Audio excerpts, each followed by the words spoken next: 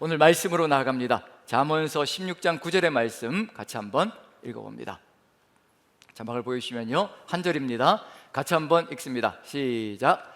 사람이 마음으로 자기의 길을 계획할지라도 그의 걸음을 인도하시는 이는 여호와시니라. 아멘, 아멘. 한 절의 말씀인데 우리가 너무나 잘 아는 말씀이기도 하고요, 또 암송하는 말씀이기도 하다는 생각이 듭니다. 만약에 한번 이런 생각을 해볼 때가 있거든요. 사람이 마음으로 자기의 길을 계획하면서 이루어간다. 그러할 때 우리가 모두 다 우리가 마음으로 계획했던 것들이 다 이루어졌다면 우리는 지금 어디에 있을까요? 우리가 마음으로 계획했던 것이 다 이루어진 겁니다. 그럼 어디에 있을까요? 저는 여기에 서 있을까요? 아니면 다른 곳에 가 있을까요? 여러분들은 여기에 앉아 있으실까요? 아니면 다른 곳에 가 계실까요? 그걸 한번 생각해 본다면 우리가 계획 세우고 나가는 것이 우리가 보기엔 참 좋고 아름답고 이것만 이루어지면 세상도 좋아질 것 같은 그런 느낌이 드는데 또 그렇지 않을 때가 참 많거든요. 저도 제 인생길을 생각해 볼 때 사람이 마음으로 자기의 길을 계획할지라도 그의 걸음을 인도하시는 이는 여호와시니라, 참 많이 오해했던 구절이기도 합니다.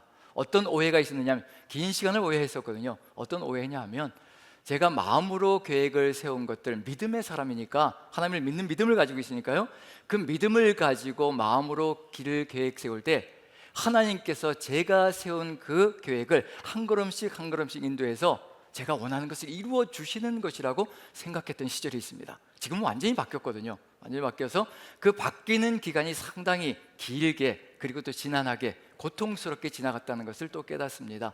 제가 삶의 여정을 거치면서 이 말씀이 이게 내 뜻을 따라서 내 마음을 따라서 계획을 세운 것도 이루어져 가는 것이 아니라 결국엔 하나님께서 계획하신 것으로 나를 이끌어 가시는 거구나.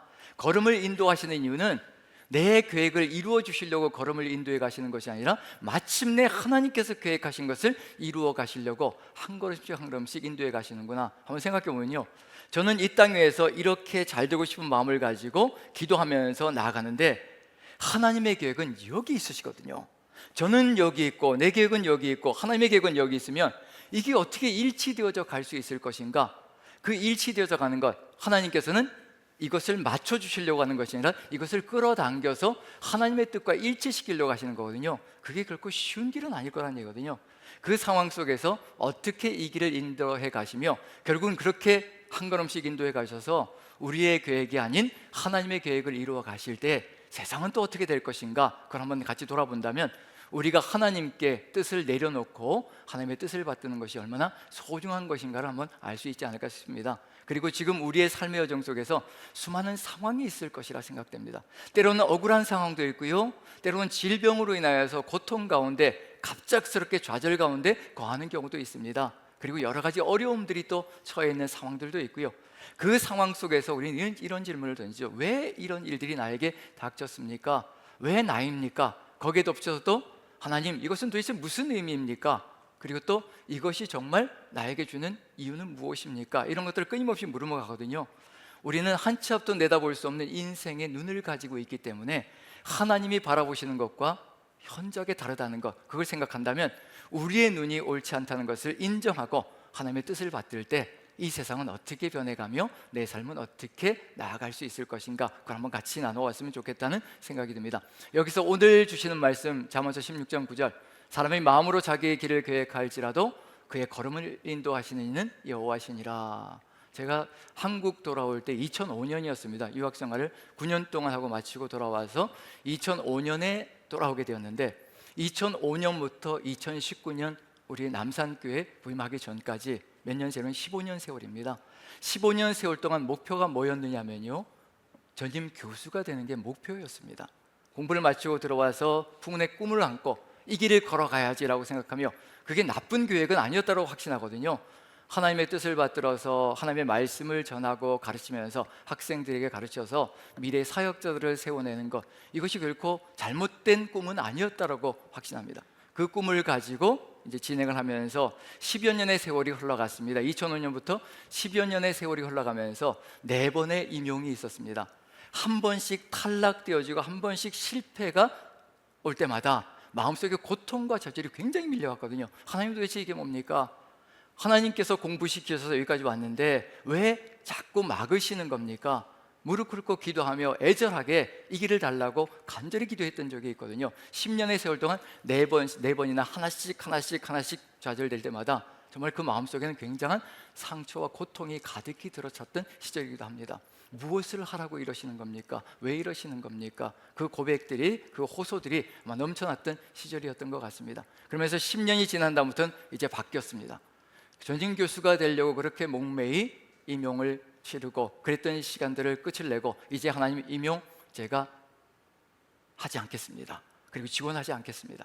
이제는 그냥 목회자들과 그 다음에 성도들을 대상으로 성경을 세미나하면서 성경을 가르치면서 이제 평생을 살아가는 길로 나아가겠습니다. 꿈이 바뀌는 거죠. 바뀌어서 이제 그렇게 한 4년 5년을 이제 강의하면서 성경을 가르치면서 지냈던 시절입니다. 그런데 어느 날 갑자기 우리 남산교회에서 콜이 온 겁니다. 이때 어떻게 될 것인가? 만약에 제가 처음에 가졌던 그 생각대로라면요, 실패를 경험하지 않았다면, 임용의 실패를 그렇게 4번씩이나 경험하지 않았다면 아마 지원을 하지 않았을 것이고, 그리고 또 제가 가는 길을 그대로 갔을 것이라고 생각되어집니다. 그 글이 옳다고 생각하며 갔을 것이라고 생각되거든요. 그런데 실패를 경험했던 그 과정들을 통과하면서 하나님의 계획이 무엇인가를 가슴에 더 깊이 숙고하면서 묵상하면서 갔던 시절이었던 것 같습니다. 그래서 거기에 일치되어져서 이제 목회의 길로 나오게 되었는데, 이 목회의 여정을 거치면서 7년의 세월 동안 제가 이 목회의 여정을 거치지 않았다면 어떻게 되었을까라는 그런 두려움이 밀려오기 시작합니다. 뭐냐면요, 이 목회의 여정을 거치면서 하나님 나라를 같이 만들어간다는 것, 성도님들과 함께 어우러져서 하나님 나라를 이루어간다는 것이 얼마나 소중한 것인지를 새삼새삼 절감하며 깨달을 때가 참 많습니다. 이 마음들이 하나로 어우러져서 하나님 나라 천국을 이루어간다는 것, 아마 학교에서만 있었으면 절대로 깨닫지 못했을 수많은 것들을 깨닫게 되었고요. 그리고 또 우리가 하나 되어진다는 것이 정말 어렵고 힘겹지만 그럼에도 불구하고 이게 바로 하나님께서 간절히 소망하시는 그런 소망이라는 것, 하나님 나라가 바로 그것이라는 것을 이 목회의 여정을 거치면서 깨달아가고 있습니다. 거기에 바로 여러분들과 하나 되어져 가는 것, 그것이 가장 소중한 또 길 가운데 주어져 있다는 것을 배우면서 이 길이 얼마나 소중한 것인지, 하나님께서 이 길을 허락하시고 또 같이 만나서 이 길을 걷게 하신 것이 저에게는 최고의 길이었다라는 그런 생각을 하며 지금 목회 여정을 걸어가고 있는 중입니다.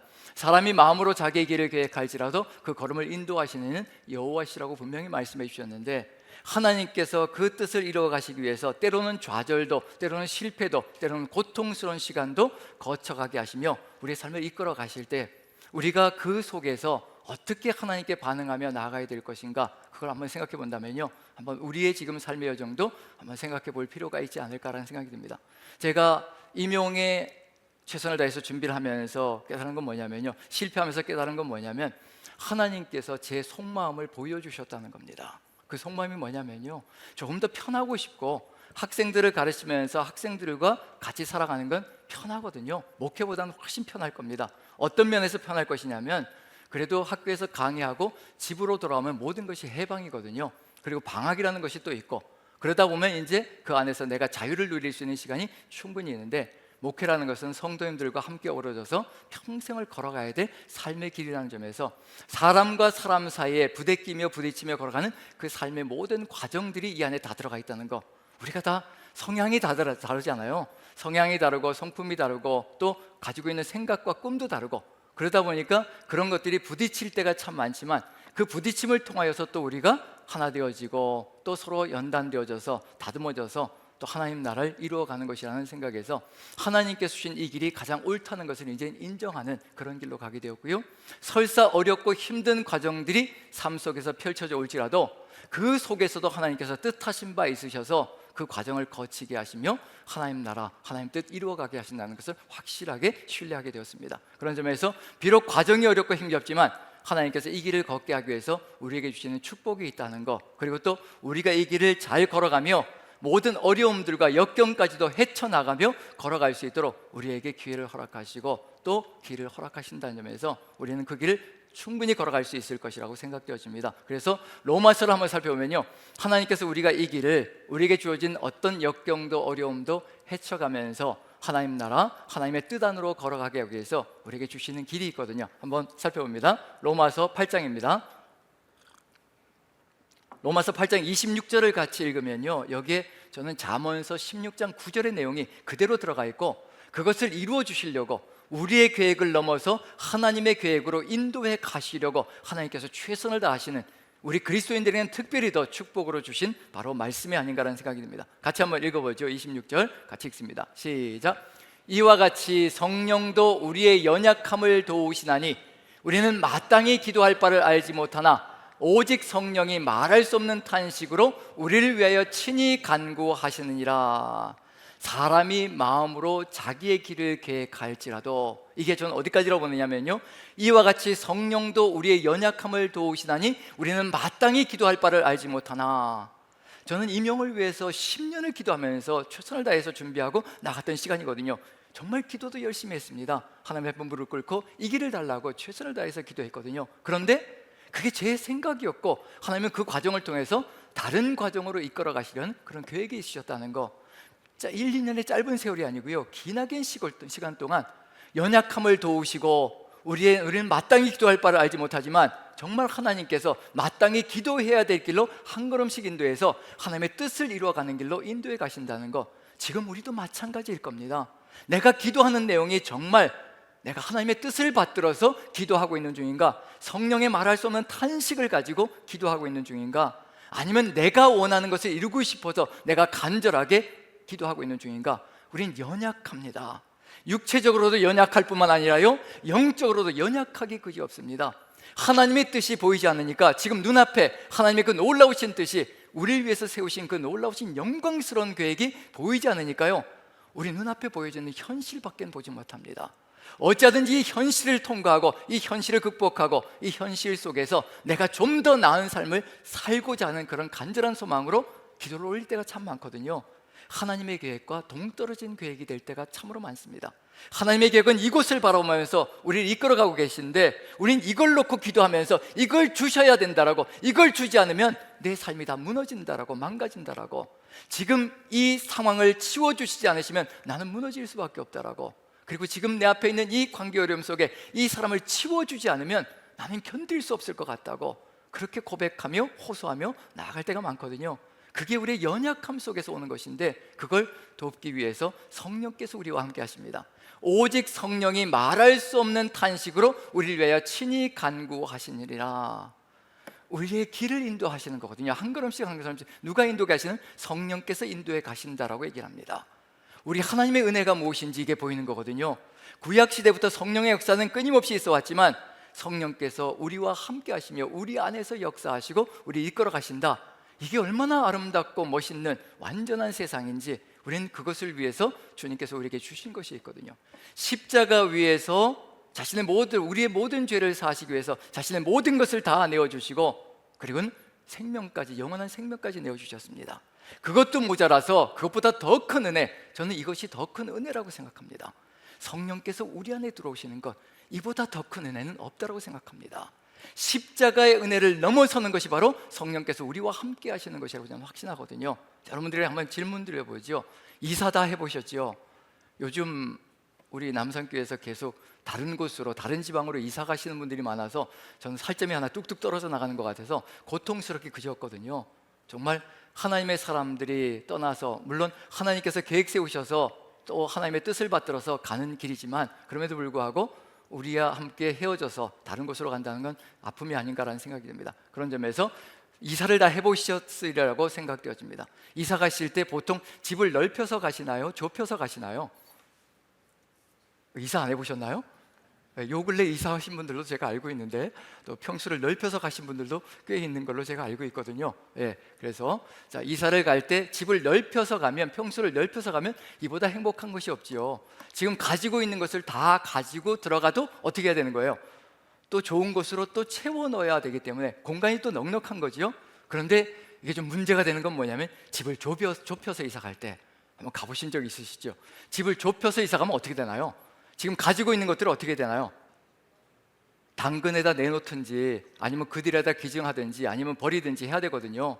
그런데 이게 살 때에는 필수품인 줄 알고 샀는데 이사 갈 때 이게 집이 좁아졌으니까 가지고 갈 수 없으니까 어느 순간 이게 나에겐 필수품이 아닌 것이 되어버리거든요. 우리의 삶이 그렇다는 겁니다. 이게 반드시 있어야만 인간다운 삶을 살 수 있다라고 생각하며 끌어모았는데, 그런데 어느 순간 집이 좁아지니까 버려도 상관없는 것이 되는 것이 우리의 삶이 될 수 있다는 얘기거든요. 우리가 기도하며 간구하며 부르짖는 것이 이런 것일 수 있다는 겁니다. 자, 여기서 집을 좁혀서 갈 때 정말 힘들고 버겁고 계획이 많은 거죠. 계산이 많은 거죠. 어떤 걸 버려야 될까, 어떤 걸 처리해야 될까, 이런 계획이 많은데 정말 좁혀도 이렇게 좁게 이사 오실 수 있는 분이 있을까 싶을 정도로 그런 이사를 감행하신 분이 있습니다. 누구이실까요? 우리 하나님이십니다. 십자가로 우리의 모든 죄를 다 사해 주시고요, 그것도 모자라서 우리 안으로 이사 오시는 겁니다. 그 광대하신 하나님께서요, 모든 것을 다 계획하시고 천하의 모든 것들을 다 만드신 전능하신 하나님께서 우리 안으로 이사 오시는 겁니다. 그런데 우리는 기도하는 겁니다. 뭐라고 기도하냐면, 하나님 이사 오실 때 다 버리고 오세요. 다 버리고 오십시오. 내 안에 다 들어와 있으니까, 내 안에 계획 세우는 게 다 들어가 있으니까 다 버리고 오셔도 괜찮습니다. 버리고 오셔서 뭐만 해달라는 얘기인가요? 내가 계획 세워놓은 거, 내 꿈쳐놓은 거, 내가 이 안에 꿈심으로 가지고 있는 것, 이 모든 것들만 들어오셔서 다 이루어 주시면 됩니다. 그렇게 되면요, 이 세상은 망할 겁니다. 정말 망할 겁니다. 누가 버려야 될 것인가? 누가 정리해야 될 것인가? 하나님이 정리하고 오셔야 될 것인가? 우리가 정리해야 될 것인가? 그걸 한번 생각해 보자는 얘기거든요. 여기서 그래서 성령이 말할 수 없는 탄식을 하실 수밖에 없습니다. 버리려고 하지 않거든요. 안 버리려고 합니다. 이게 옳다라고 주장하면서 고집을 피워대기 시작하거든요. 내 주장이 옳다라고 얘기를 하거든요. 그런데 하나님께서는 우리를 위해서 최고의 계획을 세워놓으셨습니다. 이미 창세전부터요, 최고의 계획을 세우시고 그것을 이루어 주시기 위해서 십자가 지셨고 우리 안에 내주하시는 겁니다. 임재하시는 겁니다. 그러면 누구의 계획이 더 오르실까? 누구의 계획이 더 나을까? 누구의 계획을 따라가는 것이 생명의 길일까? 누가 버려야 될까? 하나님이 그 광대한 계획을, 우리 위해서 세운 계획을 버리시고 오셔야 될까? 아니면 우리가 하나씩 하나씩 숨겨둔 것들을 끄집어내어서 버려야 될까? 하나님 한 분만으로 가득 찰 수 있도록 만들어야 될까? 우리가 그걸 한다면요, 지금 여기서 왜 성령께서 말할 수 없는 탄식으로 탄식하시면서 우리 위하여 간구하시는지 이해가 될 겁니다. 안 버리려고 하거든요. 내 고집을 안 버리고 내 생각과 내 주장과 내 계획을 절대 버리지 않으려고 하며, 이것이 있어야 옳다라고, 이것이 이루어져야 된다라고 고집을 피워대는 것이 우리 마음이거든요. 연약해서 그렇습니다. 그리고 아직도 무엇을 마땅히 기도해야 될지 모르기 때문에 그렇습니다. 그래서 성령께서 우리 안에서 함께 하시며 마땅히 기도해야 될 것이 무엇인지를 가르쳐주시며 깨닫게 해주시고 이끌어 가시는 겁니다. 우리가 계획 세우는 게 여기라면요, 하나님께서 걸음을 인도하시는 것은 바로 이것입니다. 우리에게 영광의 계획을 세워놓으시고 이끌어 가시거든요. 이 갭이 얼마나 큰지 생각해 보십시오. 이 갭을 메꿔 가시기 위해서, 이 갭을 메꿔서 우리를 이끌어 가시기 위해서, 한 걸음씩 한 걸음씩 인도해 가시기 위해서 얼마나 지난한 노력을 벌이시는지, 얼마나 최선을 다하시며 우리 이끌어 가시는지, 그걸 우리가 안다면 우리가 어떤 길을 걸어가야 될 것인가, 그러면 생각해 볼 필요가 있겠죠. 한번 이 내용을 가지고 한번 이제 제자반에서, 사랑 제자반에서 말씀을 나누었는데, 한 선생님이, 학교에서는 선생님을 하시는 분이신데 이해가 안 된다는 겁니다. 성령께서 왜 제 안에서 말할 수 없는 탄식을 하셔야 되냐는 거예요. 그게 이해가 안 되신다는 거예요. 제가 이렇게 이제 우리의 연약함과 우리의 계획과 하나님의 계획의 차이를 말씀드렸는데도 이제 체험을 안 해보셨으니까 이해가 안 되시는 거예요. 그러더니 어느 날 오셔가지고 고개를 갸웃갸웃 하시다가 어느 날 오시더니, 목사님 그게 이해가 됐습니다. 그게 그대로 가슴에 와닿았습니다. 그게 뭘 통해서 했냐면 학교에서 벌어졌던 사건을 통해서 깨달았다고 하시는 겁니다. 어떤 사건이냐면요, 한 학생이 심각한 잘못을 저지르는 폭력 사건을 저질렀는데 선도위원회가 학교에서 열렸습니다. 교장선생님이 주관하시면서 이제 선도위원회가 열렸는데 이 선생님도 담당이시니까 들어갔고요. 그리고 거기에 학부형 어머니가 오셨고 이 학생이 여기서 같이 앉아 있고요. 그리고 교장선생님이 말씀하시는 겁니다. 이게 얼마나 심각한 일이며 인생에 어떤 피해가 갈 것이며 얼마나 심각하게 인생을 망칠 수 있는지 그걸 심각하게 이제 그 학생에게 얘기하는 거예요, 교장선생님이. 근데 이 학생은요, 아무도 관심이 없는 거예요.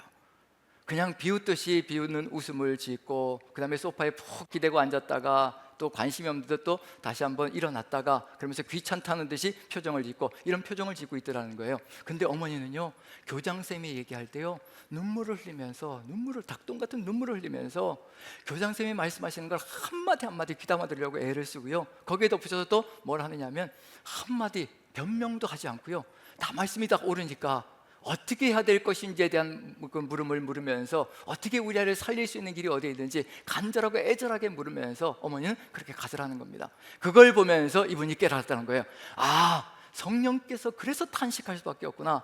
내가 이렇게 관심이 없고 하나님의 일에, 하나님의 역사에 하나님께서 이 세상을 통하여서 이루어가길 간절히 소망하시는 그 놀라운 계획이 무엇인지 나는 무관심하고 생각도 없이 내 삶만 중요하다고 생각하며 강조했는데, 그 아이가 바로 자신의 모습과 같다는 것을 깨달은 겁니다. 그리고 어머니의 그 눈물 흘리면서 바라보는, 그리고 또 어쩌든지 이 아들을 살리려고 몸부림치는 그 어머니의 간절하고 애절한 그 마음이 가슴속에 그대로 느껴지면서 성령께서 내 안에서 그렇게 역사하시는구나, 나를 살리려고, 나를 이끌어 가시려고, 나를 세우시려고 그렇게 애절하게 애끄는 심령으로 그렇게 기도하시면서 간구하시면서 나를 이끌어 가시는구나, 그래서 깨달았다고 얘기하시는 겁니다. 바로 그것이 지금 우리에게도 이루어지고 있는 중이거든요. 성령께서 말할 수 없는 탄식으로 우리의 시선을 바꾸려고, 우리의 계획을 바꾸려고, 우리의 뜻을 바꿔서 하나님의 그 놀라운 계획으로 인도해 가시려고 지금도 최선을 다하시고 계시다는 얘기거든요. 왜 그렇게 하시는가? 27절이 답입니다. 이걸 이루어 주시려고 하시는 겁니다. 같이 한번 읽어보죠. 시작.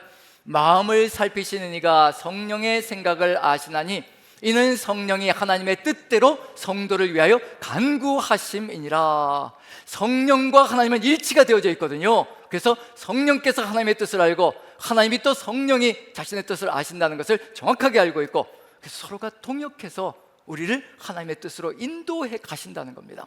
한번 여러분들에게 질문 드려보지요. 하나님의 뜻이 이루어지는 것이 가장 아름다운 삶이 되겠습니까? 내 뜻이 이루어지는 것이 아름다운 삶이 되겠습니까? 이것만 놓고 보면요, 답이 나오는 겁니다. 만약에 그래서 내 뜻이 이루어지는 것이 가장 아름다운 세상이 벌어집니다라고 얘기하면요, 아직도 우리는 가야 될 길이 너무도 멉니다. 성령께서 얼마나 애끓는 탄식을 하셔야 될지 거기 들어가 있거든요. 내가 원하는 뜻이 이루어지면요, 나는 행복할 수 있을 겁니다. 어쩌면 순간적으로 한순간은 내가 행복할 수 있을 거거든요. 하지만 주변은 무너져 가기 시작할 겁니다. 그리고 모두 다 고통 가운데 빠져가는 역사가 펼쳐질 겁니다. 하나님께서 뜻이 이루어질 때, 우리 안에서 계획 세우신 그 뜻이 이루어질 때요, 바로 이런 역사가 펼쳐집니다. 28절입니다. 이걸 위해서 가시는 거거든요. 같이 한번 읽어보죠. 시작. 우리가 알거니와 하나님을 사랑하는 자 곧 그의 뜻대로 부르심을 입은 자들에게는 모든 것이 합력하여 선을 이루느니라. 뜻대로 부르심을 입은 자들에게, 나만이 아니라 뜻대로 부르심을 입은 모든 자들에게 모든 것이 합력하여 선을 이루는 역사가 펼쳐집니다. 우리 공동체 안에 내가 하나님의 뜻대로 살아갈 때요, 내 가정이 반듯하게 하나님의 은혜 가운데 거할 것이고, 우리 공동체가 하나님의 은혜 가운데 선한 것을 이루어가는 역사가 펼쳐질 것이고요, 그 선한 것이 바로 세상 속으로 흘러가는 역사가 이루어진다는 것을 얘기하고 있는 중입니다. 하나님을 사랑하는 자, 그 뜻대로 부르심을 입은 자들에게는 모든 것이 합력하여 선을 이루어간다. 모든 것이 합력한다. 이 모든 것 속에는 뭐가 들어가 있을까요? 선한 것도 악한 것도 다 들어가 있습니다.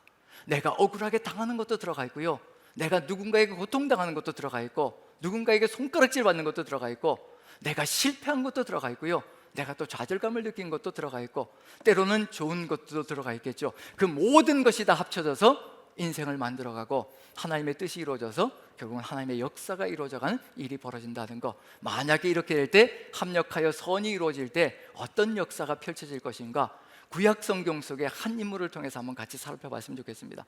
이렇게 모든 것이 합력하여 선이 이루어질 때 어떤 세상이 이루어질 것인가, 어떤 삶이 이루어질 것인가. 자, 구약 성경 속에서요, 그리고 또 특별히 창세기 속에서 하나님의 영에 감동된 사람이라고 칭함을 받는 유일한 한 사람이 있습니다. 하나님의 영에 감동되었다라고, 그것도 바로왕이, 세상 사람이요, 그 사람을 보면서 너는 바로 하나님의 영에 감동된 사람이다. 우리가 너와 같이 하나님의 영에 감동된 사람을 어디에서 찾을 수 있을 것인가? 라고 감탄하는 사람이 있습니다. 누구인가요? 요셉이죠. 요셉을 바로왕도 세상 사람들 보면서 하나님의 영이 함께하는 사람이다. 자, 요셉이 기도했던 적이 있었을까요? 종살이 하겠다라고 기도했던 적이 있었겠습니까? 감옥살이 하겠다라고 기도했던 적이 있었겠습니까? 그런 적 없거든요. 평탄하게 평안하게 살고 싶은 것이 요셉의 삶의 소원이었고 길이었을 겁니다. 절대로 애굽으로 팔려가는 것 기도한 적 없고, 애굽에서 종살이 하는 것, 그 다음에 감옥살이 하는 것 기도한 적이 없었을 겁니다. 그런데 그 길을 이끌어 가셨거든요. 모든 것이 합력하여 선을 이루어가는 것, 그게 무엇인가? 한번 창세기 마지막 50장인데요 50장을 보시면 거기에 요셉의 형제들이 아버지 야곱이 죽으면 요셉이 지금까지는 아버지가 살아있으니까 우리에게 잘해주고 우리를 용서해 주는 듯하고 그렇게 살았지만 아버지 야곱이 돌아가시면 분명히 우리에게 복수를 할 것이라 두려움이 가득 들어차 있었습니다. 그 두려움으로 요셉에게 누굴 보내냐면 사절을 보냈습니다. 먼저 우리를 용서해 달라고, 우리는 당신의 종이니까 용서해 달라고, 아버지께서 돌아가시기 전에 용서해 주라고까지 유언을 남기셨다라고 이야기했거든요. 그 다음에 그것도 모자라가지고 직접 찾아와서 또 얘기합니다. 2번씩이나 요셉에게 찾아와서 이런 일을 얘기하는 겁니다. 자, 18절 한번 읽어보죠. 같이 읽습니다. 시작. 그의 형들이 또 친히 와서 요셉의 앞에 엎드려 이르되 우리는 당신의 종들이니이다. 용서해 달라는 얘기고 살려달라는 얘기가 이 안에 들어가 있습니다. 제발 우리를 용서해 주시고 살려주십시오. 자신들이 저지른 일이 무엇인지 알고 있다는 얘기거든요. 동생을 팔아치워서 고난과 고통 속에 13년의 세월인 거죠. 13년의 세월 동안 모진 고난의 세월을 거치게 만들었던 것, 그게 요셉의 삶 속에 들어가 있던 거죠. 요셉이 그걸 어떻게 잊었을까라는 것도 이제 의문 속에 들어가 있지만 아마 여기서는 그게 다 풀어져 있는 것을 느낄 수가 있습니다. 자, 19절 같이 한번 읽어보면요, 같이 읽습니다. 시작. 요셉이 그들에게 이르되 두려워하지 마소서, 내가 하나님을 대신하리이까. 요셉이 이렇게 형제들에게 이야기합니다. 내가 하나님을 대신하리이까. 누구의 뜻을 알았다는 얘기인가요? 그 모진 시간의 세월의 의미가 무엇인지, 정말 종살이하고 감옥살이 했던 그 의미가 무엇인지를 정확하게 깨달은 사람입니다. 하나님의 뜻이 무엇인지 깨달았기 때문에 내가 하나님을 대신할 수 있겠습니까? 내가 인간적인 생각으로는 복수심에 불타서 복수할 수 있겠지만, 하지만 하나님께서 그 길을 계획하셨고 그 길을 여셨고 그 길을 통해서 이와 같은 길로 인도하셨는데 내가 어찌 하나님을 대신하며 걸어갈 수 있겠습니까? 아무리 모질고 고통스러운 삶의 경험, 누군가에 의해서 그러한 일을 겪었을지라도요, 하나님을 만난 사람에 비해서는 이런 고백이 쏟아져 나오게 되어 있습니다. 내가 하나님을 대신하리니까 하나님께서 하신 일이라는 것을 고백하고 있는 중입니다. 여기까지 하나님께서 인도해 가신 거죠. 우리의 삶도 역시 마찬가지로 지금도 성령께서 말할 수 없는 탄식으로 우리 안에서 간구하시며 우리가 바로 이런 고백으로 나아갈 수 있도록, 너 때문에 내가 이 지경이 되었다라고 끊임없이 비난하며 정죄하는 화살을 날리는 것이 아니라 여호와께서 이렇게 하셨다는 얘기거든요. 요셉의 이야기 속에 이런 고백이 들어가 있습니다. 형들을 만났을 때 요셉이 자신의 정체를 드러내면서 이렇게 이야기를 합니다. 형들이 나를 애굽에 팔았으므로 아무 염려하지 마십시오. 하나님께서 많은 생명을 구원하시려고 형들보다 먼저 나를 보내시려고 그렇게 하신 것이지, 형들이 나를 팔았기 때문에 형들의 죄로 말미암아 내가 이곳에 온 것이 아니라는 것을 고백하고 있는 중입니다. 하나님께서 하셨다는 겁니다.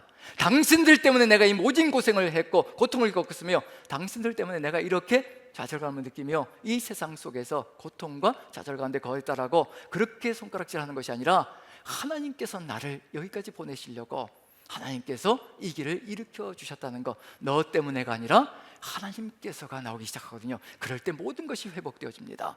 우리의 관계성을 한번 살펴보십시오. 관계성을 살펴볼 때요, 우리가 부딪힐 때 어떤 말들이 서로 오가는지 한번 살펴보십시오. 모두 다 비난 일색입니다. 너 때문에, 당신 때문에, 네가 그렇게 해서, 그런 비난들이 가득 들어차 있거든요.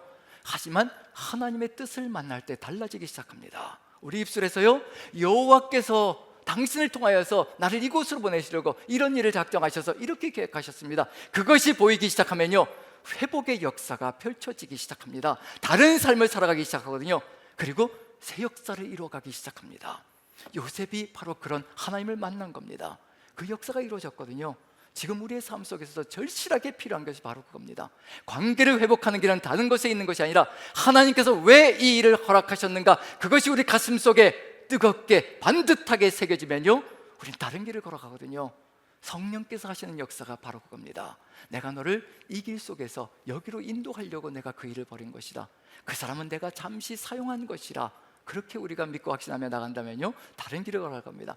내가 하나님을 대신하리까 하나님께서 하신 역사입니다라고 고백하고 있는 중이거든요. 그리고 이렇게 고백합니다. 20절 같이 한번 읽어보죠. 같이 시작.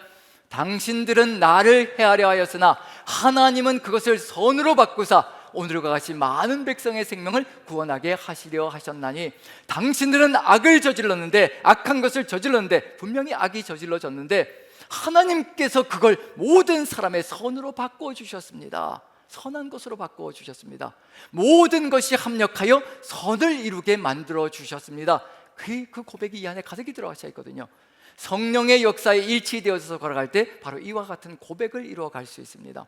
자신의 삶 속에 펼쳐졌던 수많은 악들이, 고통들이요, 결국 하나님의 손에 쥐어지니까 그것이 선이 되어서 무슨 일이 벌어졌다고 얘기하나요? 나만 산 것이 아니라, 나만 살아난 것이 아니라 많은 백성의 생명들을 구원할 수 있는 길로 나아갔다고 얘기합니다. 그리고 어디까지 갔냐면 21절 보시면요, 이와 같은 역사로도 나갑니다. 같이 한번 읽어보죠. 시작.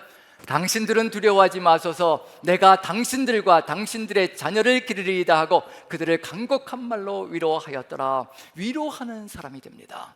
당신들이 나에게 악을 저질렀다고 두려워하지 말라는 얘기입니다. 내가 맡은 책임은, 하나님께서 나에게 이루어 주신 그 선은 당신들은 물론이거지만 당신들의 자녀들까지 기르고 보호하며 돌보는 것이 나의 책임이고 소명이라는 것. 그래서 총리의 자리에 앉혀주셨다는 것, 종의 역할을 감당하고 그 다음에 감옥에서 전과자의 삶을 살아갔던 그 모든 것들 하나하나가 이와 같은 길로 이끌어 가시기 위해서 하나님께서 나에게 주셨던 삶의 과정이라는 것. 가장 낮은 자리에 가봤을 때, 가장 낮은 자의 삶을 살아보았을 때 사람들의 심령을 이해할 수가 있고, 그리고 하나님의 뜻이 무엇인지 깨달을 수가 있고, 그 뜻을 받들어서 이제 사람을 살리는 사람이 되고 있다는 얘기거든요. 지금 우리에게도 필요한 것이 바로 이것입니다. 우리에게도 모든 것이 합력하여 선을 이룬다는 것, 그것이 누구에 의해서 이루어지는가? 하나님에 의해서 이루어진다는 것. 하나님의 손에 모든 것을 맡길 때 이와 같은 역사가 이루어진다는 것. 지금 우리에게 필요한 것이 있다면요, 나에게 들어온 모든 악한 것들이 있습니다. 관계 어려움들이 있습니다. 상황의 어려움이 있습니다. 질병의 어려움이 있습니다. 삽시간의 삶을 무너뜨리는 질병의 고통이 있거든요. 이 모든 악한 것들이 삶의 엄습에 들어옵니다. 그런데 이것을 누구에게 맡겨야 될 것인가? 내가 손에 거머쥐고 가면요, 불평과 불만만 쏟아져 나오게 되어 있습니다. 원망만 쏟아져 나오게 되어 있거든요. 그런데 하나님의 손에 맡겨드리는 겁니다. 하나님의 손에 맡겨드릴 때 하나님께서 그걸 사용하셔서 그걸 가지고 많은 사람들을 구원하는 선한 것으로 만들어서 간다는 것, 그걸 이루기 위해서 우리에게 반드시 필요한 것이 한 가지 있습니다. 그걸 이뤄가기 위해서는요, 성령께서 우리 안에서 말할 수 없는 탄식으로 간구하시며 나가시는데 우리가 해야 될 것이 있는 거죠. 하나님께 맡긴다는 것이 도대체 무엇일까? 무엇을 이루어가야 될 것인가? 요셉의 삶 속에서 답은 들어가 있습니다. 요셉의 삶에 악한 것이 쏟아져 들어왔습니다. 형제들에게 팔리는 고통의 시간이 있었고요, 그렇죠, 형제들에게 팔렸잖아요. 배신감이잖아요. 팔리는 고통의 시간이 있었고요, 거기에 덧붙여서 또 보디발의 아내에게 모함을 누명을 쓰고 감옥에 갇혔습니다.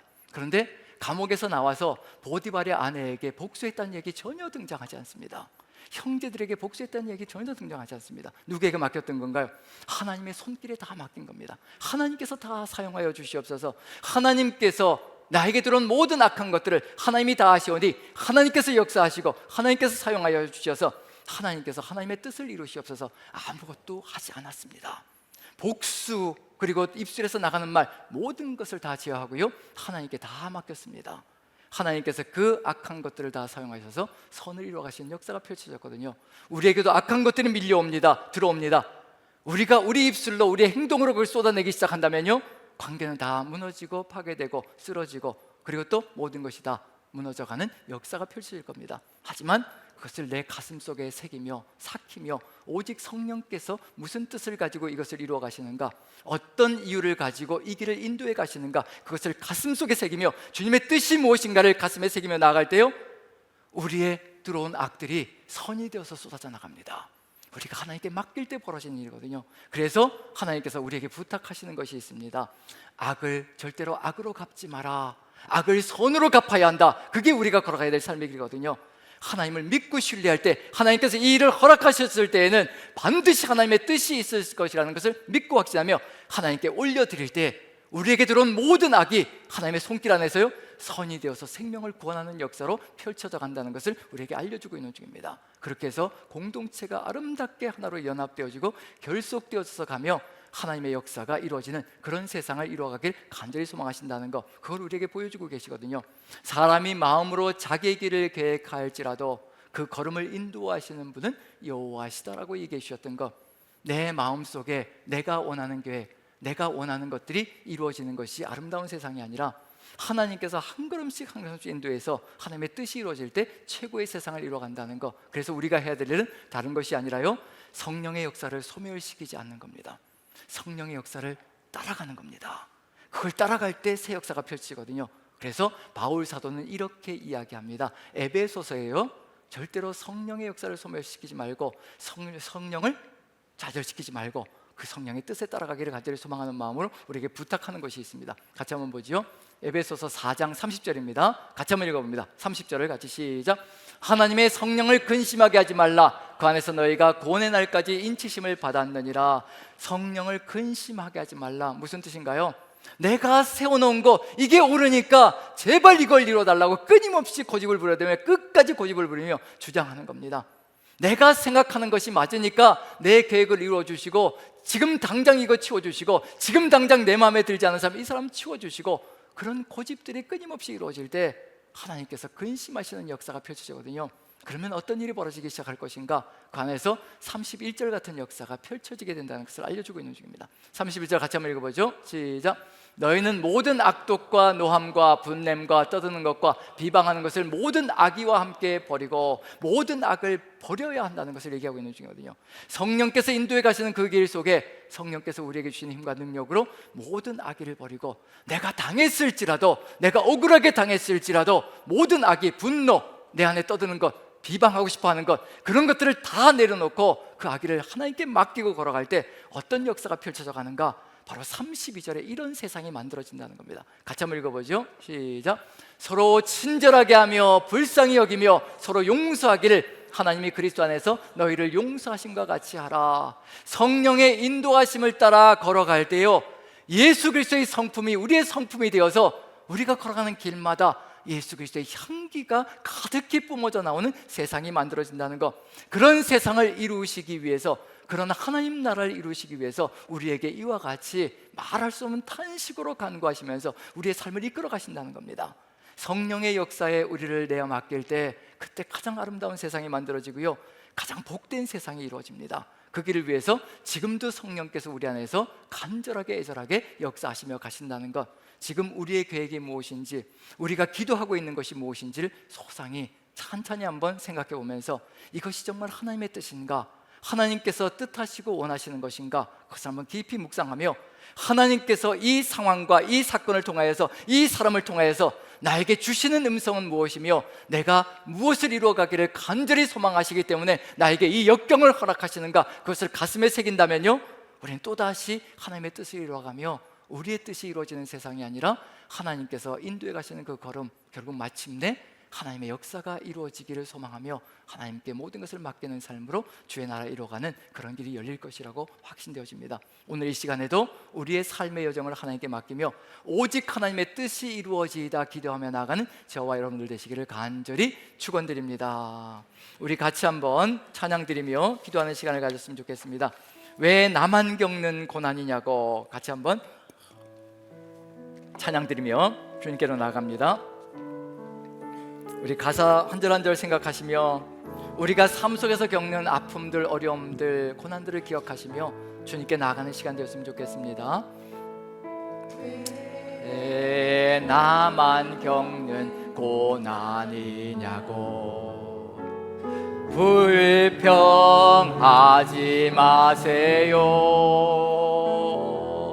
고난의 뒤편에 있는 주님이 주실 축복 미리 보면서 감사하세요.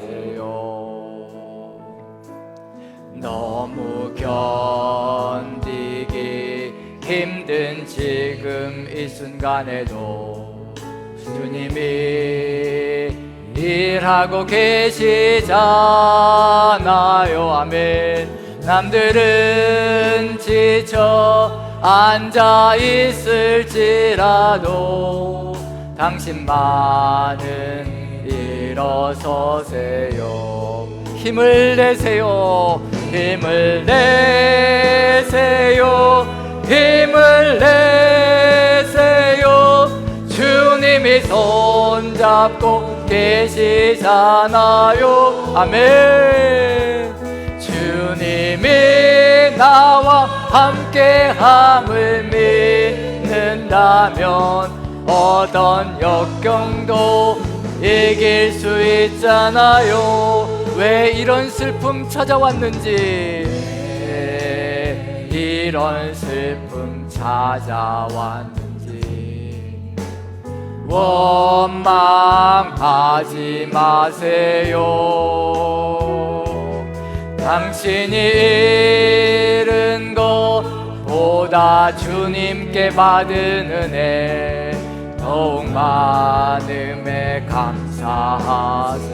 아멘. 너무 견디기 힘든 지금 이 순간에도 주님이 일하고 계시잖아요.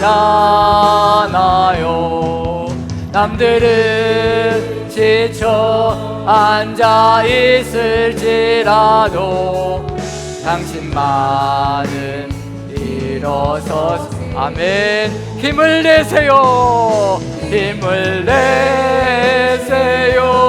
힘을 내세요. 주님이 손잡고 계시잖아요. 주님이 나와 함께함을 믿는다면 어떤 고난도 견딜 수. 우리 1절만 찬양합니다. 왜 나만 겪는 고난이냐고. 절대 아닙니다. 만 겪는 고난이냐고. 불평하지 마세요. 고난의 뒤편에 있는 주님이 주실 주고 미리 보면서 감사하세요. 아멘. 너무 견디기 힘든 지금 이 순간에도 주님이 일하고 계시잖아요. 남들은 지쳐 앉아 있을지라도 당신만은 일어서 아멘. 힘을 내세요. 힘을 내세요. 힘을 내세요. 주님이 손잡고 계시잖아요. 주님이 나와 함께함을 믿는다면 어떤 역경도 이길 수 있... 다시 한 번 더 힘을 내세요. 힘을 내세요. 힘을 내세요. 주님이 손잡고 계시잖아요. 주님이 나와 함께함을 믿는다면 어떤 역경도 이길 수 있잖아요. 아멘. 이 가사 한 절 한 절이 우리의 신앙 고백인 줄로 믿습니다. 왜 나만 겪는 고난이냐고. 결코 그렇지 않습니다. 우리가 모두가 겪어가는 슬픔이요 고난이요 아픔인 줄로 믿습니다. 이 고난을 허락하신 이유 오직 우리 하나님만이, 우리 주님만이 아십니다. 그래서 성령께서 말할 수 없는 탄식으로 우리 안에서 간구하며 오직 하나님의 그 뜻을 바라보게 하시며 지금도 이끌어 가시는 줄로 믿습니다.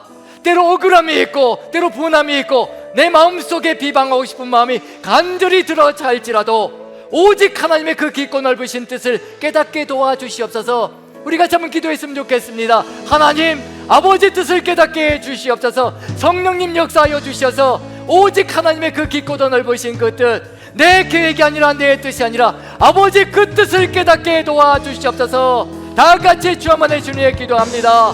주여 아버지 함께하여 주셔서 아버지 내 뜻이 아니라 내 계획이 아니라 내 생각이 아니라 오직 아버지의 계획이 이루어지게 도와주옵소서. 아버지 뜻을 향하여 나아갈 수 있게 도와주옵소서. 지금은 아버지 아무것도 보이지 않습니다. 지금은 아버지 절망스럽고 고통스럽고 아픔으로 가득 찬 아버지, 마음만이 가득히 들어차 있습니다. 아버지, 억울하기도 합니다. 아버지, 분하기도 합니다. 아버지, 그런 것들이 우리 가슴 속을 가득히 채울 때가 참으로 많습니다. 아버지, 아버지 도와주시옵소서. 아버지, 이것을 허락하신 우리 주님의 그 깊고도 넓으신 그 놀라우신 뜻, 이 연단을 통하여 이루시기를 간절히 소망하시는 아버지의 그 축복의 길들을 미리 보게 도와주옵소서. 우리가 감사하며 나아갈 수 있게, 이 상황 속에서도 아버지 감사하며 주님의 뜻을 받들 수 있게 우리의 눈을 여시고 우리의 귀를 여시어서 주의 말씀, 주의 뜻을 보게 도와주시고 주의 그 놀라운 역사를 듣게 도와주시옵소서. 우리가 이 길로 걸어갈 수 있게 도와주시옵소서. 지금 이 시간 같이 기도하기를 소망하는 것은 갑작스런 질병의 진단으로 고통 가운데 처해 있는 우리 지체들이 있습니다. 왜 이렇게 갑작스런 질병을 허락해 주셨는지 도무지 이해할 수가 없어서 탄식밖에는 내뱉지 못하는 아버지 귀한 우리 지체들이 있습니다. 하나님 도와주시옵소서. 아버지 그 마음을 깨닫게 도와주시고 함께하게 도와주셔서 아버지께서 이끌어가시는 그 길 위에 일치가 되어져 이 시간을 가장 아름답게 주님과 함께 보낼 수 있게 도와주옵소서. 오직 주님께서 함께 해주셔야 그 길을 이루어갈 수 있습니다. 우리 다같이 한번 우리 지체들을 위해서 다같이 기도합니다. 기도하겠습니다. 사랑의 하나님, 우리 하나님께서 함께하여 주시어서 아버지 우리 지체들 고통의 순간을 아버지 지금 견디며 나가고 있는 아버지 귀한 우리 지체들이 있습니다. 고통이 너무도 극심하고 어려워서 아버지 때로는 원망이 불평이 쏟아져 나옵니다. 아버지 도와주시옵소서. 그 육신의 아픔을 제어하여 주시고 그리고 아버지께서 뜻하신 바 무엇인지 아버지 그 깊고도 넓으신 그 뜻을 가슴에 다시 한번 더 품게 도와주시어 아버지와의 깊은 교제가 이루어져 오직 주께서 뜻하신 것 이루어 주시옵소서. 생사화복이 오직 주님 손길에 있사오니 주의 뜻을 이루어 주시사 가장 복된 삶으로 인도하여 주시옵소서. 하나님, 이 기도가 이루어지게 도와주시옵소서. 사랑의 하나님, 우리의 삶을 주님께 의탁드립니다. 때로 상상치 못했던 일들이, 예기치 못했던 상황들이 우리의 삶에 엄습해 들어올 때가 참으로 많습니다. 때로는 왜 이런 상황을 허락하셨는가? 왜 이 사람과 함께 생활하게 하셨는가? 왜 이 어려움 속에 처하게 만들어 주셨는가? 아버지, 답을 찾지 못할 때가 참으로 많습니다. 아버지, 그 상황들 속에서 주의 뜻을 보게 도와주옵소서. 살아계신 하나님을 보게 도와주옵소서. 하나님께서 이리 허락하신 그 뜻이 무엇인지 사단의 눈으로 보는 것이 아니라 하나님의 눈으로 보게 도와주옵소서. 그리하여 아버지의 그 뜻을 받들어서 아버지와 함께 나아갈 수 있는 그 믿음의 여정을 걸어갈 수 있게 우리 하나님 도와주시옵소서. 우리의 연약한 심령과 연약한 영적인 아버지 나약함을 우리 주님께서 다 아시오니 성령의 간절한 탄식의 역사를 통하여서 우리가 주님의 그 뜻을 보게 도와주시옵소서. 아버지, 지금 고통 가운데 처해 있는 우리 지체들이 있습니다. 도와주시옵소서. 함께하여 주시옵소서. 우리는 모릅니다. 아버지, 알지 못합니다. 치유의 역사조차 일으킬 수 없는 것이 우리의 연약함이고 나약함이며 미력함임을 고백합니다. 오직 하나님 안에 모든 답이 다 들어가 있으니 주님 만나 주시옵소서. 함께하여 주시옵소서. 그리하여 생사화복을 주께 맡기며 오직 주님의 뜻을 받들어 가장 복된 삶으로 주님과 함께 걸어가는 삶이 되게 도와주시옵소서. 이 고난을 최고의 복으로 만들어 주시어 모든 것이 합력하여 선을 이루어가는 그 놀라운 역사를 우리의 귀중한 지체들이 깨닫게 도와주시고 하나님과 함께 이 시간을 가장 아름답게 살아가게 도와주시옵소서. 우리 주님께서 이 모든 것을 지키시며 이끌어가시고 우리의 마음속의 계획이 아니라 오직 주께서 계획하신 것, 그 길로 한 걸음씩 한 걸음씩 인도하시어 오직 주의 뜻을 이루어 모든 것이 합력하여 선을 이루어 모든 사람에게 복된 길로 이끌어 가실 줄로 믿고 우리 구주 예수 그리스도 그 귀하신 이름 받들어 기도합나이다. 아멘. 아멘. 우리 다 같이 일어나셔서 우리 주님께 선포합니다. 주님 오실 때까지 우리가 이 길을 걷겠노라고 고백하며 우리 선포합니다. 다 같이 선포합니다. 시작. 아멘. 주 예수여 오시옵소서. 마라나타. 아멘.